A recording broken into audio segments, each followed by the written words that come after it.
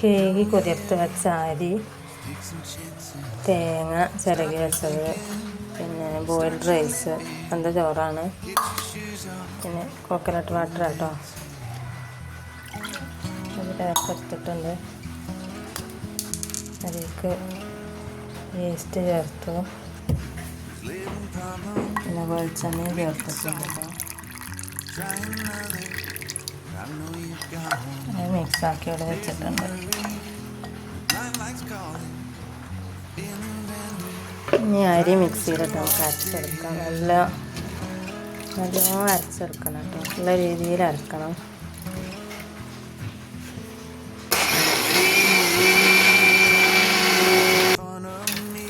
അരി അരച്ചെടുത്തിട്ടുണ്ട്. കുറച്ചുകൂടെ അരി ഉണ്ടാക്കാൻ മിക്സിക്ക് ഇടാണ്. അതിൻ്റെ ഒപ്പം തന്നെ ചോറും ചേർക്കുന്നുണ്ട്. അതേപോലെ തേങ്ങ,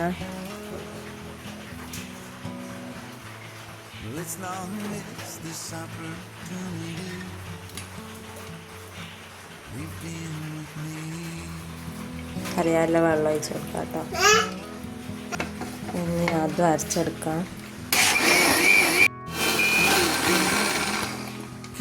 അപ്പോൾ അത് അരച്ചെടുത്തിട്ടുണ്ട് കേട്ടോ.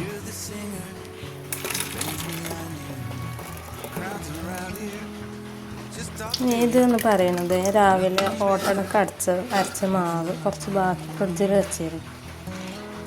അത് ഞാനിതിലേക്ക് ചേർത്ത് അരക്കും. കഴിക്കണേ ഞാൻ കുറച്ച് പഞ്ചസാര എടുത്തിട്ടുണ്ട് കേട്ടോ. 1/4 കപ്പ് എടുത്തിട്ടുള്ളൂ. എനിക്ക് അങ്ങനെ മധുരം വലിയ ഇഷ്ടമല്ല. മധുരം നമ്മളെ ഇഷ്ടത്തിനനുസരിച്ച് ചേർക്കാം. പിന്നെ ഉപ്പ് ചേർത്തിട്ടുണ്ട്. ഇനി അതൊന്ന് അരച്ചെടുക്കട്ടെ. തയ്യാറാക്കി വെച്ച ഈസ്റ്റ് കുറച്ച് ചൂടുവെള്ളം ഒഴിച്ച് ഇറക്കിയിട്ടുണ്ട് കേട്ടോ.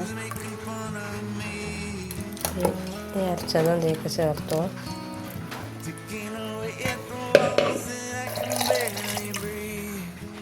ഈസ്റ്റ് ഒന്ന് മിക്സിയിൽ അടിച്ചെടുക്കാം കേട്ടോ. റെഡിയാക്കി വെച്ചത് അപ്പോൾ നല്ലൊന്ന് മിക്സ് ആവാനാണ്.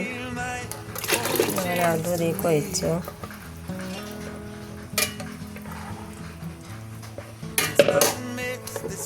നല്ലോണം മിക്സാക്കി എടുക്കാം കേട്ടോ. അത്